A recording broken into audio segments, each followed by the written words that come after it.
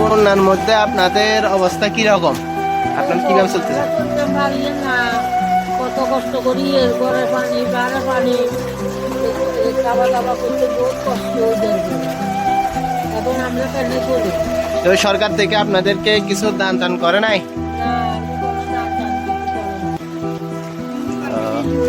তো এখানে তো অনেক পানি, ঘরে দুবারে সব পানি উঠে গেছে আপনাদের।